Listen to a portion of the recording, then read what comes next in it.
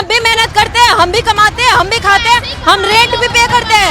आपको रेंट देना ऐसे नहीं बनवाया, कमा के बनवाया लोगों ने, किसी के आगे भीख नहीं मांगने जा रहे।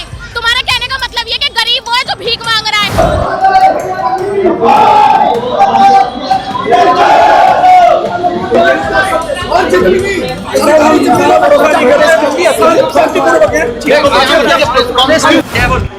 नहीं बोला तू कौन भाई, क्या मामला है? मामला बड़ा यही है भरना मोहन क्या बोल भरना जय बोल बोल भरना की जय बोल बढ़िया से चार्ज बड़ा है पूरी पब्लिक आ जाए नहीं बड़ा हिंदुओं को मारने की विचारधारा इस्लाम की शिक्षा पद्धति में से आती है,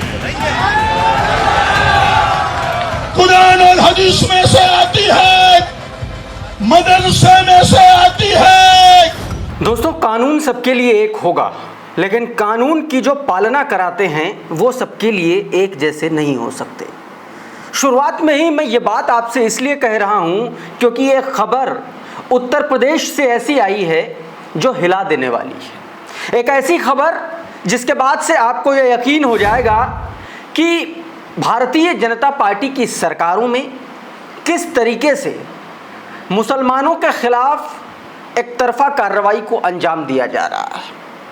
एक खबर आई है बरेली से और ये धर्मांतरण से जुड़ी खबर है। कथित तौर पर यह बात कही जा रही है कि ये 4 मुस्लिम युवाओं ने एक हिंदू का धर्मांतरण कराया है। पूरा मामला क्या है ये मैं आपको आज के इस वीडियो में बताऊंगा और आपको एक और बहुत बड़ी खबर बताऊंगा, चित्रा त्रिपाठी से जुड़ी हुई एक खबर। आपने बीते दिनों चित्रा त्रिपाठी के पारिवारिक कार्यक्रम का सामाजिक वीडियो देखा होगा, लेकिन चित्रा त्रिपाठी इस कदर बौखलाई हैं कि अब वो कोई ना कोई बहाना ला करके, कोई ना कोई बहाने से किसी न किसी तरीके से सुर्खियों में और चर्चा में चित्रा जी बने रहना चाहती हैं। उस खबर के बारे में मैं आज आपको बताने जा रहा हूं और इसके अलावा और भी तमाम सारी बड़ी खबरें हैं। दिल्ली से लेकर के पश्चिम बंगाल तक किस तरीके से मुसलमानों के खिलाफ नफरती एक्शन हो रहे हैं, नफरती भाषण दिए जा रहे हैं, कैसे प्रॉफेट मोहम्मद के खिलाफ खुलेआम नफरती भाषण दिया गया, वो तस्वीरें भी दिखाऊंगा। लेकिन सबसे पहले मैं चाहता हूं कि ये ज़रा तस्वीर देखिए। ये उत्तर प्रदेश के बरेली की तस्वीर है जो आप अपनी स्क्रीन पर देख रहे हैं। बीते दिन की तस्वीर है, 26 अगस्त की ये तस्वीर है। इस तस्वीर में खड़े 4 शख्स जो हैं, इनका नाम अब्दुल मजीद, फ़हीम, सलमान और आरिफ है। बरेली की पुलिस ने इनको धर्मांतरण के कथित आरोपों में गिरफ्तार किया है। बताया गया कि एक व्यक्ति को शादी की वजह से, शादी का एक तरीके से शादी की बात कह करके उसका धर्मांतरण कराने की कोशिश चल रही थी और उसी वक्त जो है इनको गिरफ्तार किया गया, ऐसा बताया जा रहा है। इसका कोई अभी पुख्ता प्रमाण सामने नहीं आया। दोस्तों, इस वीडियो को देख करके अब एक बात और याद कीजिए। एक ये तस्वीर देखिए। ये आदमी है, दैनिक भास्कर की खबर है और ये आदमी खुद कह रहा है कि इसने 78 लड़कियों, मुस्लिम लड़कियों को हिंदू बना दिया है। इसका नाम के शंखधार है और ये अगस्त्य मुनि आश्रम का रहने वाला है, बरेली का रहने वाला है, के शंखधार है और ये घटना भी बरेली की ही है।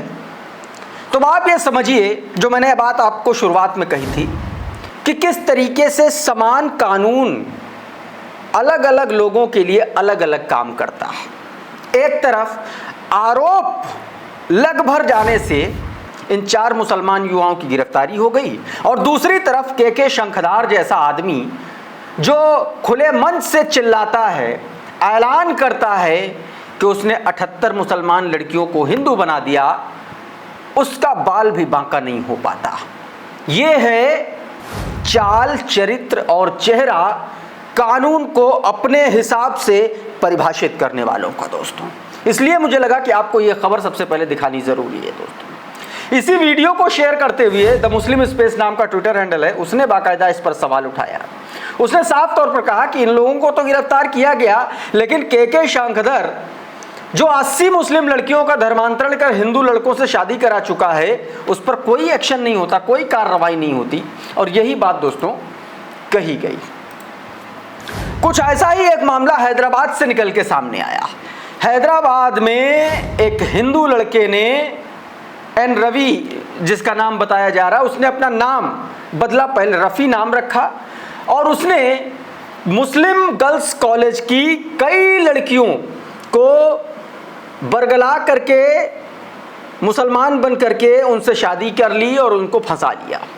ऑब्जर्वर पोस्ट हिंदी की ये रिपोर्ट है और उसने बाकायदा एक वीडियो शेयर की अपनी रिपोर्ट कर, उसमें जो इस खबर के बारे में इंफॉर्मेशन है वो बताई। आपकी स्क्रीन पर आप खुद पढ़ के देखिए। बताया गया कि हैदराबाद में एक बड़ा खुलासा हुआ। एक हिंदू शख्स जिसका नाम EN रवि कुमार है, जिसने अपना नाम बदलकर रफ़ी रखा, आरोप है कि उसने 3 मुस्लिम कॉलेज गर्ल्स को प्यार और शादी के नाम पर फंसाया। पुलिस के मुताबिक रवि पहले मुस्लिम पहचान दिखा करके मुस्लिम लड़कियों को टारगेट करता, उनकी प्राइवेट वीडियो रिकॉर्ड करता और फिर ब्लैकमेल करके शादी करता। तीसरी पत्नी ने जब उत्पीड़न से तंग आकर के शिकायत की तब मामला खुला दोस्तों। अब उसके खिलाफ धोखाधड़ी और ब्लैकमेलिंग के केस दर्ज हो चुके हैं। पुलिस को शक है कि और भी मुस्लिम लड़कियां उसके जाल में फंसी होंगी। अब आप ये समझिए कि किस तरह से एक सिस्टमैटिक तरीके से ये काम किया गया। लेकिन ये आरोप उत्तर प्रदेश में कैसे लगे वो आप देख लीजिए। उधर चित्रा त्रिपाठी को लेकर के लगातार खबरें सामने आ रही। बीते दिनों चित्रा त्रिपाठी ने क्या किया आप सभी ने देखा। अच्छा, हुआ क्या कि जो रागिनी नायक है, प्रवक्ता है जो कांग्रेस पार्टी की, उन्होंने चित्रा त्रिपाठी का एक पुराना वीडियो शेयर कर दिया। अच्छा, है क्या रागिनी नायक और चित्रा त्रिपाठी में फंसी चल रही है। अब उसी चक्कर में रागिनी नायक ने एक पुराना वीडियो निकाल करके कहीं से शेयर कर दिया। आज तक पे डिबेट कर रही थी चित्रा त्रिपाठी और उसमें रागिनी नायक ने कह दिया कि भाई तुमको तो डिबेट करना ही नहीं आता, तुमको डिबेट का ABCD नहीं पता है। और वो जैसे ही वीडियो शेयर किया, चित्रा त्रिपाठी जी एकदम बिलबिला गई। ऐसा लगा कि मानो पता नहीं क्या किसी ने बोल दिया हो, क्या कह दिया हो। ये देखिए, ये होता है दोहरा रवैया। आप आलोचना करो तो आप पत्रकार हैं और आपकी कोई आलोचना कर दे तो आप बिलबिलाने लगती हैं। ये बड़ी दिक्कत होती है तथाकथित गोदी पत्रकारों के साथ। वो ये आलोचना बर्दाश्त नहीं कर पाते।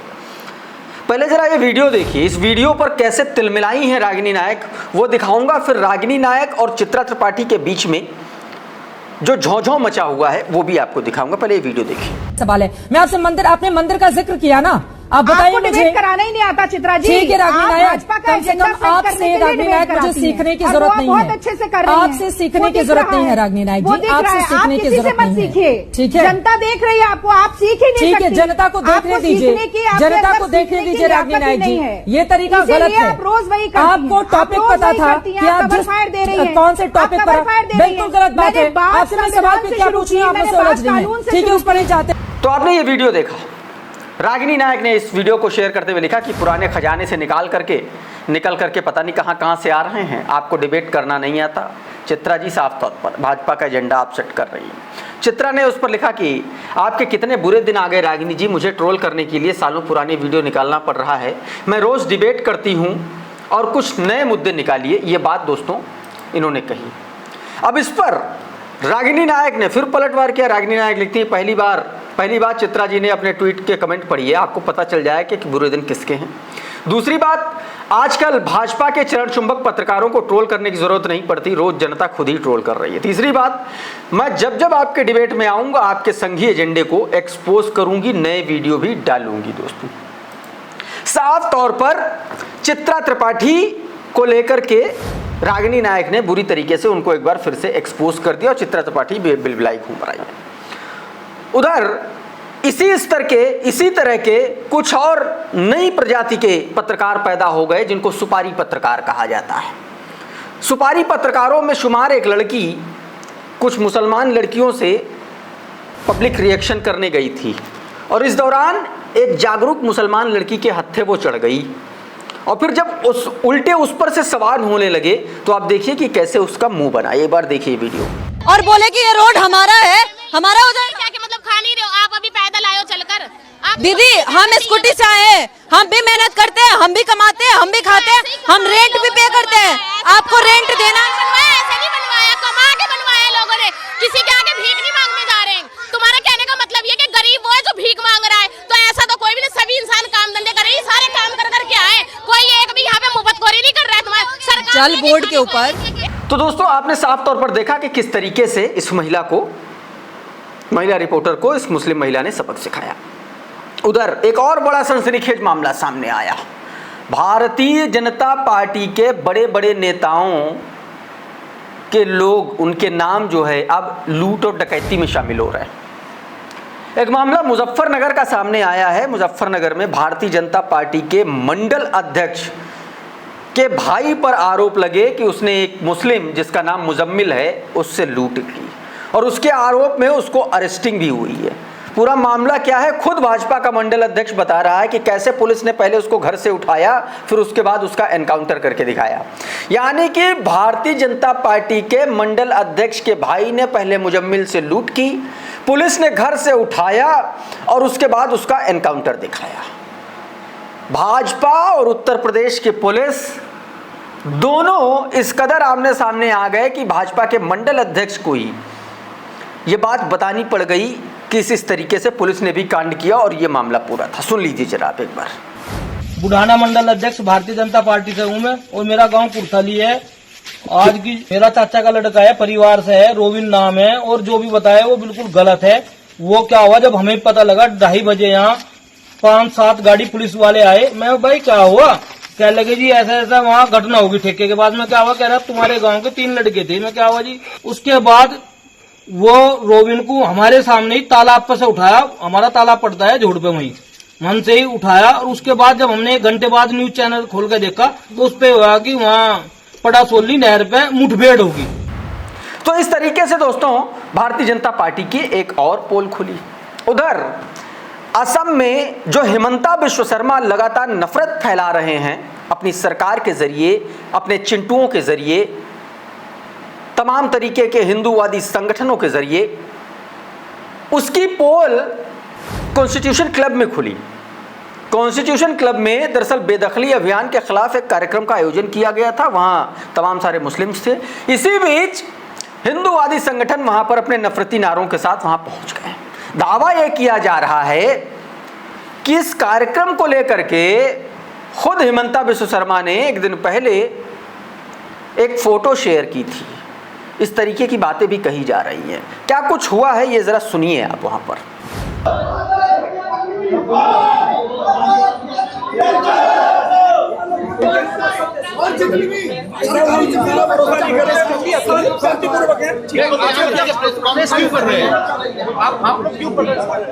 हम प्रोटेस्ट कर रहे हैं। असम का मुसलमान खुश है, ये बांग्लादेश के मुसलमान एक बार जाना चाहिए। ये भारत के मुसलमानों का हक खा रहे हैं। आप कहाँ से हैं? मैं मुजफ्फरनगर से प्रधान हूँ, और डॉक्टर हिमंता बिश्व शर्मा अच्छा काम कर रहे हैं। अब इसको लेकर के दोस्तों अशरफ हुसैन ने ये वीडियो जारी किया और लिखा कि असम के लोगों ने आज कॉन्स्टिट्यूशन क्लब ऑफ इंडिया यानी कि बीते दिन कॉन्स्टिट्यूशन ऑफ क्लब में आयोजित कार्यक्रम के दौरान कुछ हिंदूवादी तत्व घुस गए। इन्होंने वहां नारेबाजी शुरू कर दी। कल असम के मुख्यमंत्री ने इस कार्यक्रम का पोस्टर ट्वीट किया था। बता दें कि कार्यक्रम असम में बेदखली, हिरासत और वहां के लोगों के अधिकार के संबंध में आयोजित की गई थी। इसके बाद अंसार इमरान ने एक वीडियो जारी किया और जिन लोगों ने वहां पर कॉन्स्टिट्यूशन क्लब में जिसका आयोजन कराया था उन लोगों ने क्या कहा इस कृत्य के बारे में, ये भी आप एक बार सुनिए, देखिए सर। इस हॉल के इंतजामकार हमसे ये कह रहे थे कि हमें लगा कि ये आपके ही आदमी है और इसलिए हमने इनको नहीं रोका। तो जो आप असम में देख रहे हैं उसका एक एक्सटेंशन आपने दिल्ली में देखा अभी कॉन्स्टिट्यूशन क्लब में। और ये हिंदुस्तान की कॉन्स्टिट्यूशनल अथॉरिटीज ने किया,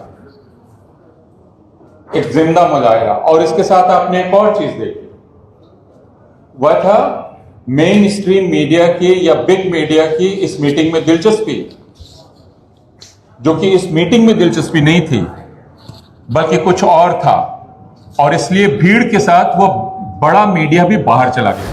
तो साफ तौर पर अंसार इमरान ने ये वीडियो जारी किया और लिखा कि सत्ता संरक्षण में जब असम में मुसलमानों की प्रताड़ना की पराकाष्ठा चल रही हो, ऐसे में अगर आप उन पीड़ितों की आवाज उठाने की कोशिश करेंगे तो एक चरमपंथी भीड़ जिसको सत्ताधीश की पूरी तरह शय हासिल है वो आपके प्रोग्राम में उग्र भीड़ की शक्ल में धार्मिक नारे लगाते हुए घुसते हैं और गुंडागर्दी का नमूना पेश करते हैं। सोचिए, जब ये गुंडागर्दी दिल्ली के कॉन्स्टिट्यूशन क्लब में हो सकती है तो असम के उन दूर दराज इलाकों में क्या हो रहा होगा, ये सवाल उन्होंने उठाया दोस्तों। उधर सोशल मीडिया पर एक और वीडियो जारी किया गया, शेयर हो रहा है। उसमें 2 हिंदू युवक एक मुस्लिम लड़के को बीच में बैठा करके, एक हिंदू युवक इधर एक इधर, और एक मुसलमान लड़के को बीच में बैठा करके उससे जबरदस्ती भारत माता की जय जो है बुलवाया जा रहा है। एक बार देखिए जरा। क्या बोल? नहीं बोल तू। मोहन भाई क्या मामला है? मामला बड़ा यही है। मोहन क्या बोल? भारत माता की जय बोल। बोल भारत माता की जय बोल। बढ़िया से चार्ज बड़ा पूरी पब्लिक आ जाए। नहीं बड़ा बोल भारत माता की जय। बोलो। अरे बहुत टाइम है तेरे पास, लाडो घुसना पड़ेगा वाला, जल्दी बोल, 2 मिनट घुसना पड़ेगा। भारत माता की जय बोल दे। क्या देखा? इस तरीके के भी वीडियोस शेयर किए जा रहे हैं, जबरदस्ती। आप देखिए, समझ जबरदस्ती। उधर दोस्तों गुजरात के अहमदाबाद में किस तरीके से कुरान, हदीस और प्रॉफिट मोहम्मद को लेकर के सरेआम नफरती भाषण दिया गया, उसका एक मुजाहिरा पेश किया। किस तरीके से, आप ये देखिए कि जो विश्व हिंदू परिषद का नेता है धर्मेंद्र भवानी, उसने किस तरीके से नफरत फैलाई इस्लाम के खिलाफ, वो आप खुद देखिए। मैं कहना चाहता हूं, हिंदुओं को मारने की विचारधारा इस्लाम की शिक्षा पद्धति में से आती है, कुरान और हदीस में से आती है, मदरसे में से आती है। अगर कोई दूसरा नयन न खप जाए, दूसरे नयन की हत्या ना हो, तो मेरे हिंदुओं जग जाओ और कुरान और हदीस पर प्रतिबंध लगाओ, मदरसे पर ताले लगाओ। अब इस नफरत के खिलाफ मुस्लिम समाज के लोग सड़कों पर उतरे हैं, महिलाएं प्रोटेस्ट कर रही हैं। मामला पूरा एक बच्चे की हत्या से, उस मामले से जुड़ा हुआ था, और उसके बाद इस व्यक्ति ने उस आपदा में अवसर तलाशा और जहर फैलाया। अब उसके खिलाफ और उस हिंदू बच्चे के समर्थन में और इस नफरती नेता के खिलाफ मुसलमान सड़कों पर उतर आए। एक बार देख लीजिए। में भेजी हुए कि जो नयन के साथ हुआ उसके लिए हम सब बहुत ही दुखी है, पूरा जो हिंदुस्तान दुखी है कि ये नहीं होना चाहिए था, और अब जब तक नयन को इंसाफ नहीं मिलेगा हम चैन से नहीं बैठेंगे। लेकिन आज हमारा जमा होने का कारण है कि जो हमारे नबी सल्लल्लाहु अलैहि वसल्लम, जो हमारी जान से बढ़कर हैं, जो हमारे लिए इतनी दुआएं करके गए, हम उनके लिए हमारी जान देने के लिए तैयार हैं। और आज जो उनके शान में बेहुरमती की गई है, तो हम पुलिस स्टेशन में दारा लिमड़ी आए थे कि हमारे प्यारे नबी सल्लल्लाहु अलैहि वसल्लम के बारे में जो शान में गुस्ताखी की गई, जिस शख्स ने, उसे गिरफ्तार किया जाए। तो इस तरीके से दोस्तों लगातार ये चीजें हो रही हैं। उधर असम के जो लोग बेदखली अभियान का शिकार हुए हैं, वो भी अब आर पार की लड़ाई में कूद चुके हैं और कह रहे हैं वोट तो भाई साहब हम देंगे, क्योंकि पीढ़ियों से हम वोट देते आए हैं, हमारे पास सारे कागज हैं। अब इनकी भी सुन लीजिए क्या कह रहे हैं। आप लोगों को वोट करना है? हाँ करना है, वोट करना है, वोट करना है। तो हम लोग सारे आदमी वोट देना पड़ेगा, लेकिन अगर नहीं देने देगा आदमी, हम लोग नहीं देगा, कौन देगा? हम लोग देगा। हमारा वोटर कार्ड है, NRC है, सारे सामान हमारे पास है। सारा सामान हमारा थांगने से बाद हमें वोट क्यों नहीं देगा? वोट देगा। तो इस तरीके से वोट को लेकर के भी बात हुई दोस्तों। उधर एक और पॉलिटिकल खबर है। उत्तर प्रदेश की सियासत में क्या योगी आदित्यनाथ का किला ढहने जा रहा है क्या? भाजपा का किला ढहने जा रहा है क्या? क्योंकि अब सहयोगी जो है, अब जो सहयोगी हैं भाजपा के, वो सीधे आप ये समझ लीजिए कि आर पार के मूड में दिख रहे हैं। संजय निषाद ने भाजपा के खिलाफ खुला मोर्चा खोल दिया है। संजय निषाद भाजपा की सरकार में मंत्री हैं, निषाद पार्टी के अध्यक्ष हैं। क्या कह रहे हैं एक बार सुनिए। कि जो कुछ चल रहा है, अगर भाजपा को लगता है कि हम लोगों से फायदा नहीं मिल रहा है तो गठबंधन तोड़ दे। क्यों छोट भैया नेता से अब सब करवा रहे हैं? चाहे राजभर के भी यहाँ नेता हो, अब सब उल्टा पुल्टा बोलते रहते हैं। अभी RLD के एक नेता हैं बेचारे, वो हम लोग नहीं, वो जाटों का वोट दिलवाया RLD ने। क्या उनके नेता जो है जाट उनके पार्टी के खिलाफ बोलेंगे? हम कहते राजभर का नेता है, राजभर भैया आज के दिन में, तो अब नेता भर्ती करके एक जो है उनसे अपशब्द कराएंगे। और मैं भी अब निषादों। तो इस वीडियो में दोस्तों फिलहाल इतना ही। बहुत बहुत शुक्रिया, बहुत बहुत धन्यवाद। आप जुड़े रहिए आपके अपने चैनल द लाइव टीवी के साथ। नमस्कार। द लाइव टीवी, सच सबसे आगे।